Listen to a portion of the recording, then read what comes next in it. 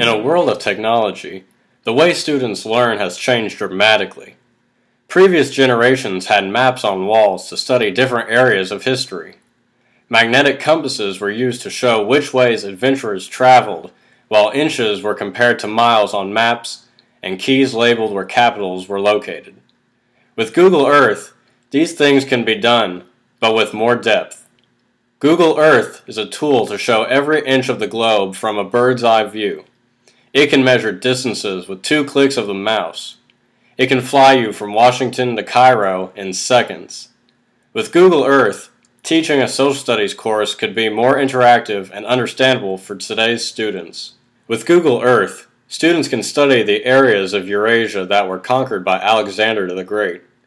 By seeing these areas, students would be able to compare conquests between Alexander and other conquerors such as Genghis Khan, or even empires such as the Greek and the Roman Empire.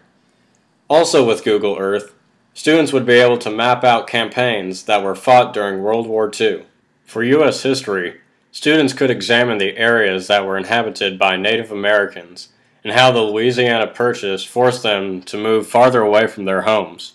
It could also be used to show the borders between the Union and Confederate states during the Civil War.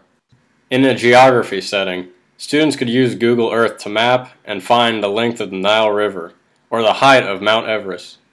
With this information, students could make a scaled-down model of different parts of the world to show elevation and length in a micro setting. Without Google Earth, these in-depth analyses would be limited to 2D maps on the wall, or from a textbook.